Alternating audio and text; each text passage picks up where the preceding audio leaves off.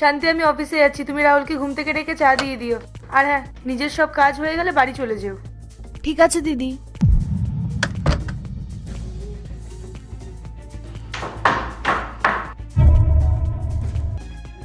দাদা, আপনি জানেন আপনাকে আমি অনেক ভালোবাসি। যেদিন আমি আপনাকে প্রথম দেখেছিলাম সেদিন থেকে আমি আপনার প্রেমে পড়ে গেছিলাম।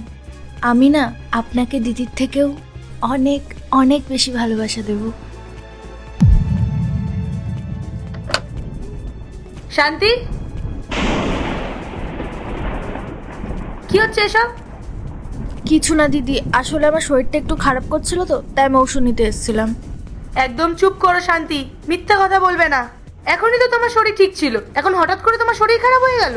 আসলে দিদি কাজ করতে করতে না আমার মাথাটা একটু ধরেছিল। এই, একদম ফালতু কথা বলবে না, সত্যি করে বলো কি করছিলে তুমি এখানে? দাদা, আমি সত্যি এখানে ওষুধ নিতে এসেছিলাম। আচ্ছা, দেখাও তাড়াতাড়ি, কোথায় তোমার মেডিসিন রাখা আছে? দিদি আসলে পারবে না দেখাতে, তাই তো? শান্তি, আমি খুব ভালো করে জানি তুমি এখানে কেন এসেছিলে। তুমি এখানে রাহুলকে টাচ করার জন্য এসেছিলে, আর আমার পেছনে তুমি এই জিনিসটা প্রায় দিনই করো। তোমার লজ্জা করে না? আমি তোমাকে অসহায় মানুষ ভেবে আমাদের বাড়িতে কাজে রেখেছিলাম।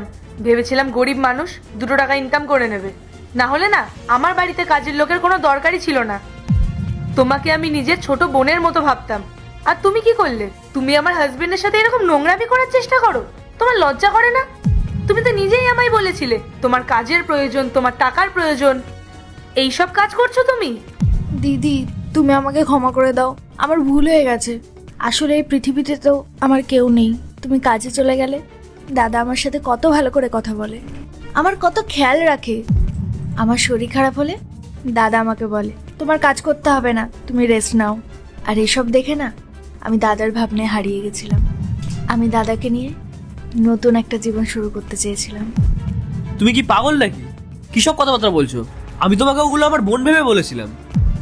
আচ্ছা, বুঝলাম, তার মানে তুমি রাহুলকে পছন্দ করো। কিন্তু তুমি যে চুরি করতে এসেছিলে সকালবেলা, সেটার কি হলো? না না দিদি, তুমি এসব কি বলছো? আমি কোনো চুরি করিনি। আমি তো শান্তি,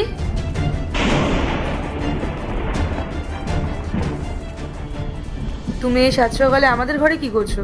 আর ওয়ার্ড্রপ খুলেই বা কি করছিলে তুমি? না দিদি, তেমন কিছু না। আসলে ওদিকে সব কাজ হয়ে গেছিলো তো, তাই ভাবলাম দাদার জামা কাপড়গুলো গুছিয়ে নিই। শোনো, এই সাত সকালে আমাদের ঘরে কাজ করার কোনো দরকার নেই। ওয়ার্ড্রপটা বন্ধ করো আর যাও এখান থেকে।